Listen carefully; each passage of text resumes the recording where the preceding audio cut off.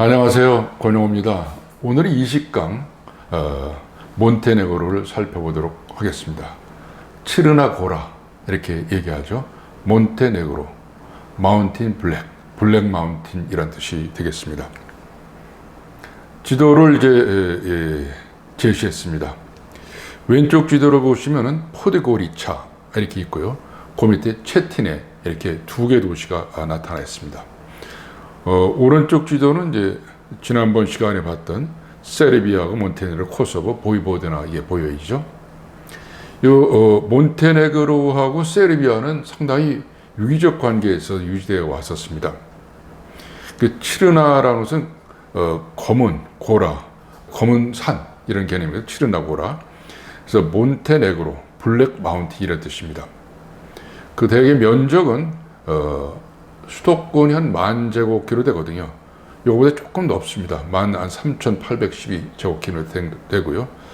인구는 불과 62만 정도밖에 안 됩니다. 나라라고 하기에는 좀 곤란할 정도로 인구가 적은데 어쨌든 국가입니다. 이 수도는 포드고리차, 이따 설명드리고요.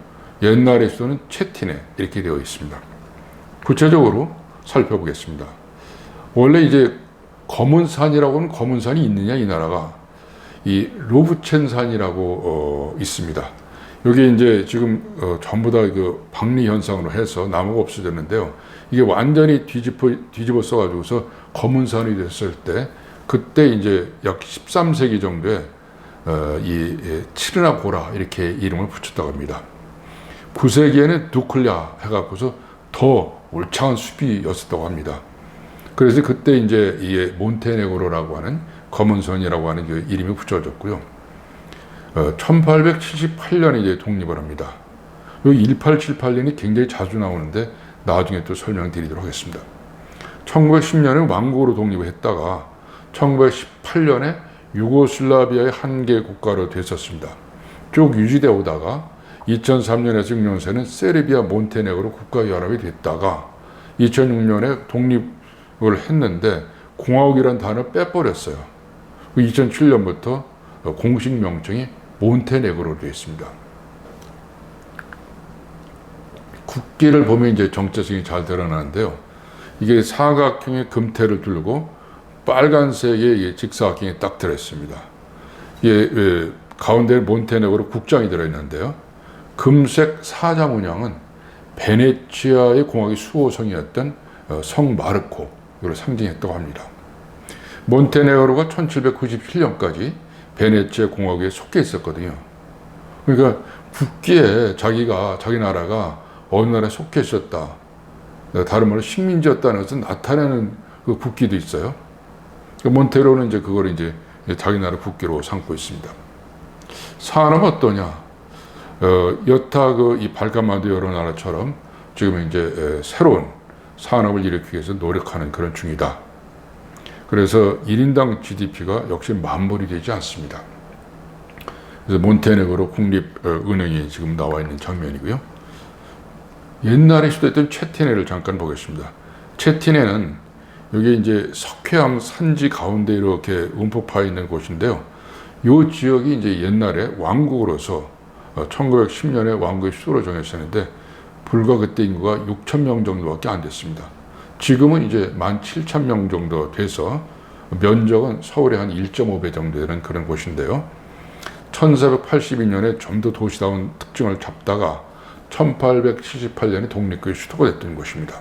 지금은 이제 포드고리차로 옮겨가지고 옛날 수도가 되는데, 옛날 수도 자리에 왕이 있던 그 자리였었던 곳이죠. 지금은 이제 대통령 궁이 있습니다. 블루 팰리스. 그래서 1894년에서 95년에 졌으니까 한 100여 년 전에 졌던 그 건물이라서 좀 낡아 보이는데요. 여기 대통령 관저가 있습니다. 몬테네그로에서 가장 존경받는 그 분인데요. 1830년에서 1851년 사이에 몬테네그로의 왕자이셨고, 또 그 다음에 이 정교의 주교이셨던 분입니다. 페타르 2세 페트로비치 네고스. 이름이 굉장히 깁니다. 이런 이름이 긴데요. 그냥 보통 채티네에 계셨던 분이고 성 베드로라고 해서 이분은 체테네 성 베드로다 이렇게 통칭을 한다고 합니다. 그래서 체테네 성 베드로의 광장, 체테네 성 베드로의 그 다리, 체테네 성 베드로의 거리 이렇게 해서 이분을 기려가지고서 이제 여러 지명들이 나와 있는데요. 몬테네그로에서는 가장 존경받는 분이라고 합니다. 포드고리차라는 곳인데요. 이 포드고리차는 어떤 개념이냐? 107m의 높이 언덕에서 찍은 사진입니다. 고리차라는 언덕인데요. 고리차 아래라는 개념이죠. 포드고리차는. 1946년에 수도로 정했어요. 면적은 이제 서울의 한 6분의 1밖에 안 되고요. 인구는 한 20만 밖에 안 됩니다. 1426년 이전에는 리브니차라고 했었고요. 1945년에서 1991년까지는 유고슬라비아에 지도된 티토 이름을 따서 티토그라다로 했거든요. 그러나 수도로서는 1946년에 역할을 했고요. 지금에 와서는 이제 완전히 명칭을 포드고리차로 확정을 해서 몬테네그로의 수도는 포드고리차다 이렇게 이야기하고 있습니다. 포드고리차의 가장 중심부에 해당되는 곳인데요. 체티네의 성 베드로 광장.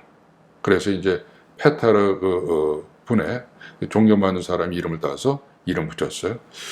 저쪽 오른쪽 끝에 보면은 이제 이렇게 다리가 보이죠. 이게 밀레니엄 브리지고요.